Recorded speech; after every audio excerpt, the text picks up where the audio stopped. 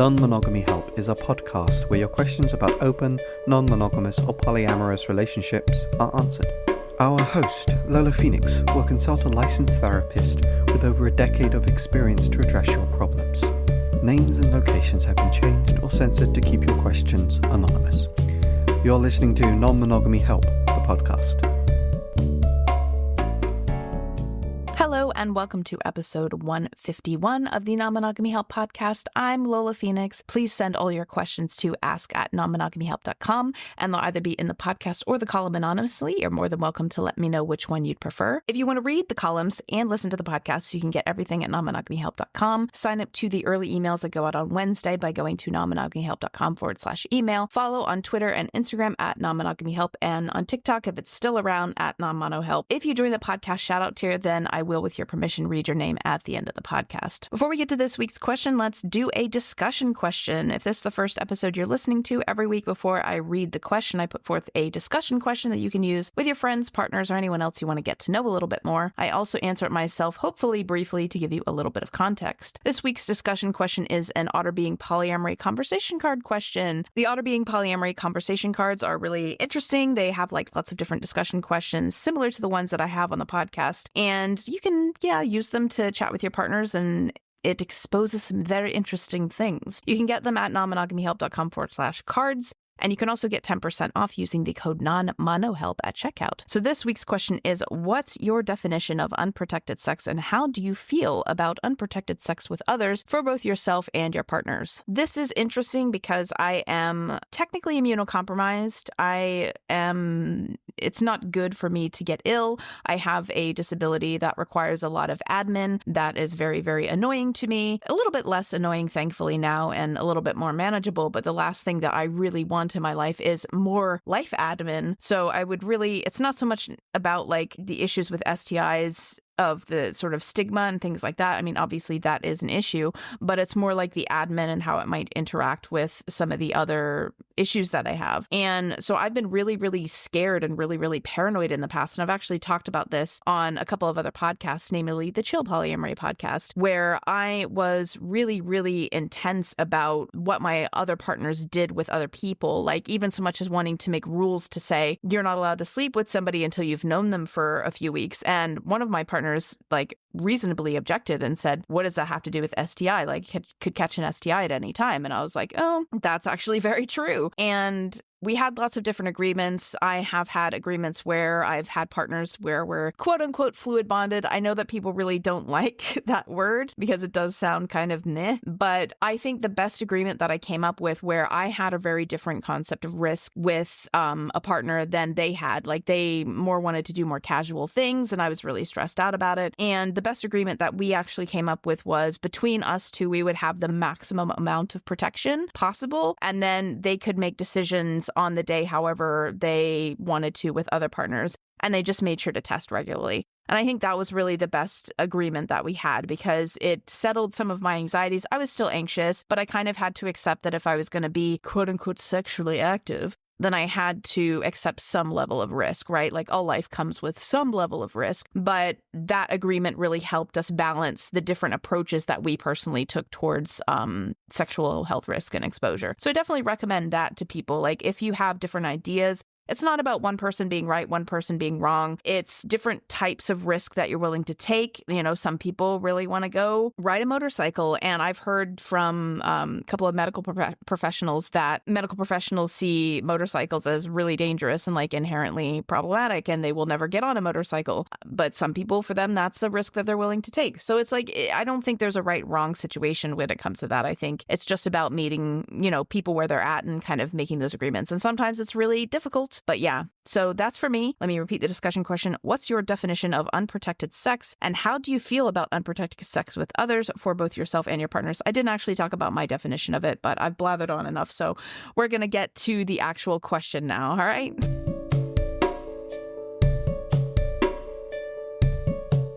My partner has a crush on someone. When I met them, they were condescending and cold to me. He hasn't started dating them, and I have real hesitation and concern about if he does. Should I bring it up with him now before anything happens between them? If so, any recommendations how?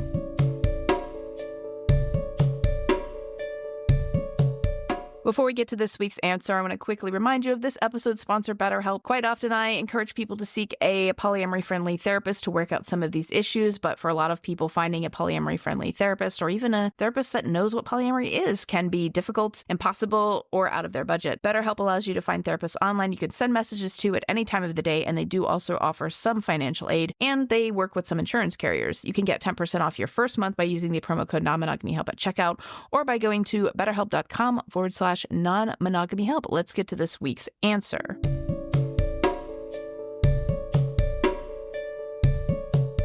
There's a lot in this question that I don't necessarily have context for. I'm personally I'm now much more solo polyamorous than I have been in the past. I'm very much parallel. I'm very much a person who I'm not against meeting metamours, but I'm very much against the idea that you have to get along with metamours. And I'm very much wanting people in the polyamory community to encourage people to be okay with not having relationships with metamours, because I think we say there's no one right way to do polyamory, but I feel like the sort of implicit belief that a lot of people have is that obviously the ideal way to be polyamorous, right, is to be friends with metamours, is to get along with them. There's the whole kitchen table style polyamory, which has become a new phrase which I've had to learn that didn't exist when I was starting out. The idea that, like, you should be cordial, you should get along with them. And I think that the problem that I have with that is that there's no similar expectation for people to get along with somebody's friends, right? Like, obviously, even in monogamy, if we get along with our partner's friends, that's great, but there's no expectation that you have to, like, be really good friends with them. Like, and if our partner was like, it's really important for you to get along with my friends, like, and forced, like, I want to say play dates, but obviously we're not children, but, like, you know what I mean? Like, forced social interaction, we would understandably find that uncomfortable. Whereas I feel like in polyamory, there's so much forced social interaction between metamours that people either force themselves to do or they feel compelled to do from partners. I usually think it's a self-enforced thing rather than someone going, it's important for you to get along with my metamours, or people kind of want that so badly that they force themselves into really uncomfortable social situations or just really awkward social situations that don't feel good. Like, you can't force a friendship to happen. Same with kind of in-laws. Like, I think sometimes there are questions like this in relationship forms with monogamy where you don't get along with your partner's family, or, and that happens. And you can still be cordial and still be nice, but you don't have to force yourself to hang out with them. So the context of this is, like, I don't know if you and your partner have both had a discussion about how you get along with metamours. Are you a kitchen table style? Are you trying for that?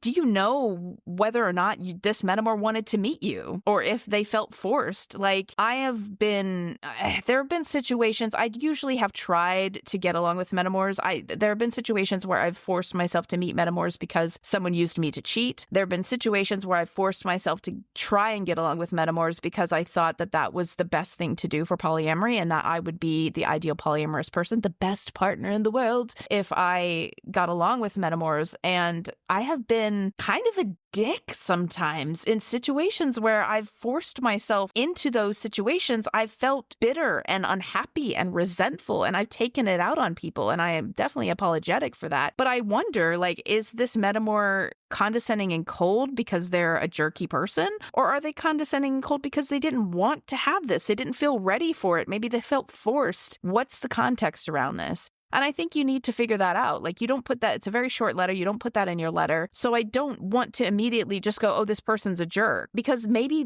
they weren't having a good day. Maybe they didn't want to have this. Maybe this felt like it was too rushed. And, you say your partner has a crush on someone. So why are you meeting them so, like, I don't know why there needs to be a meetup so soon. Maybe they're very new to polyamory and they're very anxious about it. There's all sorts of reasons aside from them being just genuinely a jerk that they could have come off as cold and condescending or not known how to socially interact or even been a little condescending. I mean, sometimes people, I'm not saying it's okay for someone to be condescending to you, but sometimes people do in uncomfortable social situations act like dicks a bit. Like, it happens. So I'm wondering, find out the context around that. The other thing that kind of concerns me about this is that what are you expecting by bringing this up to your partner? Because I totally understand wanting a situation where you get along with your Metamours. But at the end of the day, I don't think, even for people who want kitchen table style polyamory, I don't think that that's a realistic thing to expect. And I don't think it's fair to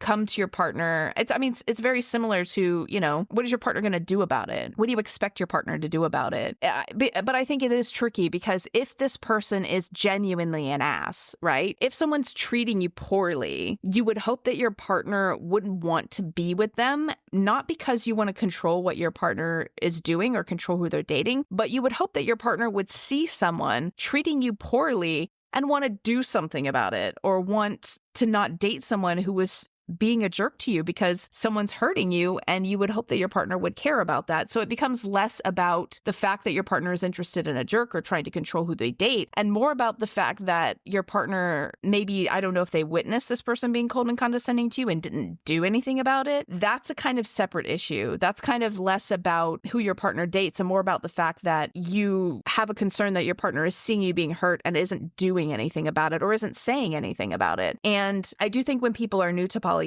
and they're in a situation where two of their partners are being mean to each other, and I think this is true even in monogamy and situations where their families are being mean to their partner, a lot of people really don't know what to do in situations where two people that they care about, and you said your partner has a crush on this person, so it's not developed into a relationship. But even with a crush, even when people have two friends who are fighting with each other, like, it's really hard to know what to do in those situations, who to defend, whose quote unquote side to pick, or sometimes it's easier to just not pick a side, and it's very overwhelming and difficult for that person. So I want to acknowledge as well that if you have a fear around your partner not sticking up for you or not saying anything when they see you being hurt, it may not necessarily be as simple for them as, oh, my partner's being hurt, I should say something. But it might be, two people that they care about are not getting along, and they really don't know what to do about it. And especially in polyamory, where there are no social scripts, there are no social models, there's no media about this where they can think about what they might do ahead of the situation. So sometimes people kind of get into a freeze mode in their nervous system of like, I literally don't know what the hell to do. So whether or not you should bring this up with him, I think really depends upon what it is that you're hoping will change and what it is your expectations are and how metamours actually fit into your life. So, if you and your partner have both explicitly discussed wanting kitchen table style polyamory, and, I think I still would in this case, you've only met them once. Maybe they were having a bad day. I probably wouldn't bring it up to your partner just now. Like, in my personal experience, whether or not you were interested in kitchen table or not, like, usually I like to give people a chance in any situation. Like, if this was a friend who had a partner that I was meeting or a friend who had a crush that was like, I try to give people at least one chance to have a bad day, to come back to the situation and say, okay, have another meet with them, see how things go. If it's a pattern of behavior, then maybe I would bring it up. But I don't think that you should, immediately start to panic. Because again, and I don't know, like, sometimes when people write letters and they say stuff like, someone was mean to me, the person was actually super, super abusive and terrible. Like, so I don't know how cold or condescending they were to you, what they specifically said to you. In some cases where if somebody said something very specifically, truly horrible to me, I think I would have just said something in that moment. But I think in this situation, given the information that I don't know is that you should necessarily bring it up, because it seems like you're trying to stop them. You say, should I bring it up with him now before anything happens between them? Almost as if you bringing it up is going to affect, like, this person, genuinely, this person could be lovely to him and just not like you. That's also another possibility. And it's okay if they don't like you. It's okay if you don't like them. I mean, yeah, like, let's not be jerks to one another. Let's try to be cordial and be nice. But just because, if they don't like you, should they bring that up with your partner, and should your partner dump you? Like, no. So yeah, I think I would give it another try, give them another chance, see if maybe they were having a bad day. I would probably ask my partner, like, I don't know how long you've been together or what the situations were around whether you started monogamously or not. Like, sometimes that does have a context, but I think in my situation, if I felt like someone was being a little bit condescending, I might not even notice it, to be honest with you. Sometimes people can be jerks to me and I don't even notice it, or I just go, and let it slide when maybe I shouldn't. But I think if I noticed it, I might, say to my partner, like, hey, was that person, like, did they want to meet me just yet? Like, are they, and even if my partner had come to me and they're like, oh, would you like to meet this person? We're not together, but they're like my kind of crush. I would kind of be like, do I need to meet them? Like, what's the reason we're meeting? Is it just because, oh, like we're meeting each other in town and it just so happens to be a kind of exchange, or it's not really like a meet up per se, but we're just going to happen to meet in the same public context. That's one thing. But I think if it was a scheduled meetup, like, why? They just have a crush on them. I don't know why. Do you have like an approval thing? Because I don't think that you should have that. If you have some kind of situation where you meet each other's partners and vet them, I definitely don't think you should be doing that at all. Like, you need to be able to trust your partner and you need to be able to let them date who they want. And just because you don't like who they're dating doesn't mean that they're a bad person and doesn't mean that they shouldn't date them. So yeah, in general, let me sum up because I've rambled. I think I would probably not bring it up right now because anything could be why they were doing that. If I met them again and it was a situation where I knew that they were cool to meet me, I think I would, pay attention to it, see if I would probably say something in the moment. Like, I wouldn't run to my partner because it'd be the same as if I met a friend's friend. I don't expect my partner to shield me from people's behavior, even if they're dating them. I am capable of standing up for myself. So I think that if someone's cold and condescending to you, and maybe this is something that you can talk with a therapist with or work with a therapist with, say something in the moment for yourself. Like, stand up for yourself in the moment if you feel, you don't have to take shit from people just because they're dating your partner. And you don't have to go through them to address the behavior. They're grown adults. Your partner's a grown adult. Address the situation as it happens and say, I don't like the way you just spoke to me. Please don't speak to me like that. Like, you don't need your partner's permission to stick up for yourself. And if they have a problem with you sticking up with yourself, and if they think that you need to go through him, that's a problem in and of itself. So I wouldn't ask your partner about it. Like, I may have been curious. I may have been like, oh, did they want to meet me? Like, depending upon the situation. But I definitely I wouldn't expect my partner to act on my behalf. I would act on my own behalf. And if I met them again, and if they were like, cold is fine. I'm fine with, because I can come off cold. Sometimes people just aren't super social people, and that's fine. Like, I wouldn't take that personally. But if they were deliberately or even half-heartedly condescending to me, I mean, depending on the day that I had, I wouldn't see this as my partner's responsibility to mitigate or to address. I would see it as my responsibility to mitigate or address. And I would say to them directly, I don't like the way you spoke to me. Please don't speak to me like that. Like, you're being really condescending to me. Please don't do it. And I don't know how old you are. I know that, like, when I was in my early 20s, I would have really struggled with this kind of stuff and probably just brushed it off. I would really encourage you in general in life. And this is, it's simple for me to say, but it's not easy to do. But I would really encourage you to think about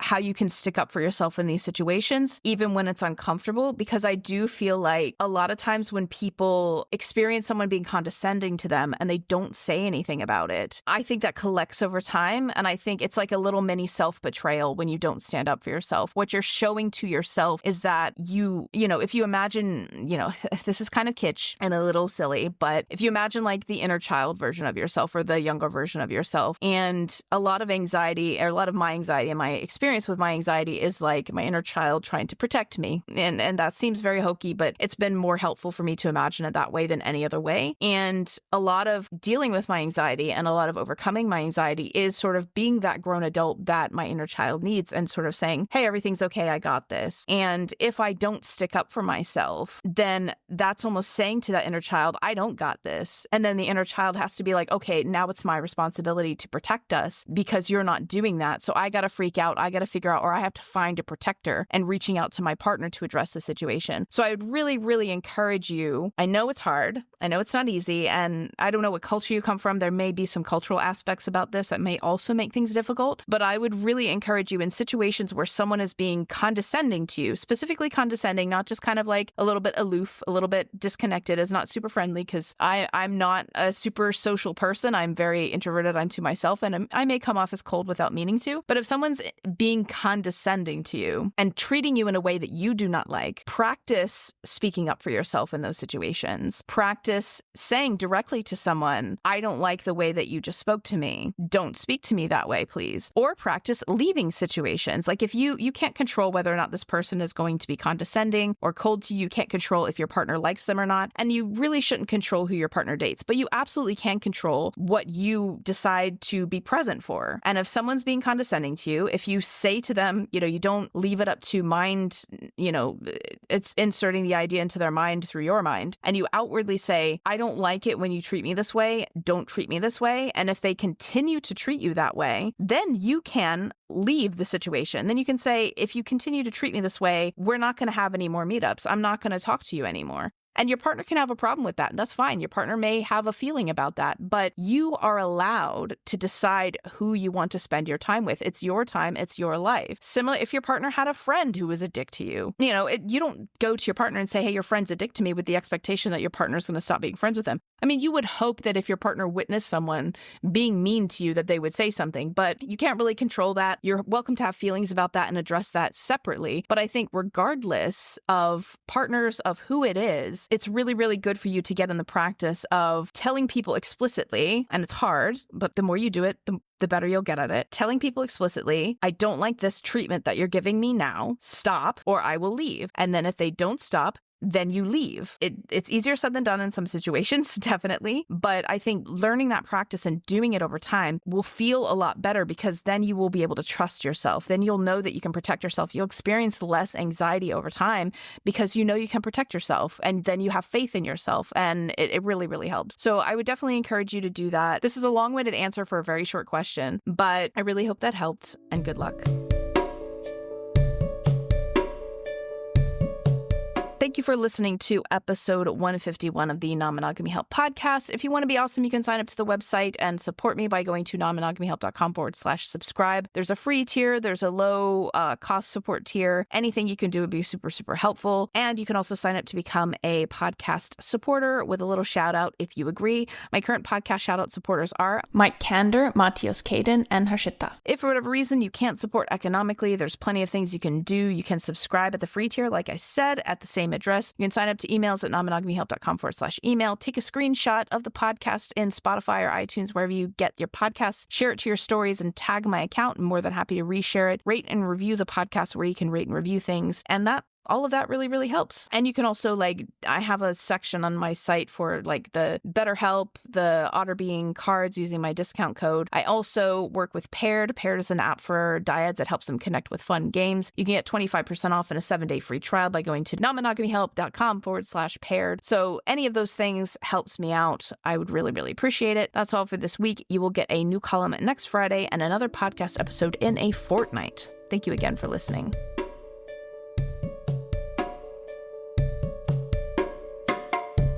You've been listening to Non-Monogamy Help. The music was done by Chris Albury Jones at albury-jones.com. Thank you for listening.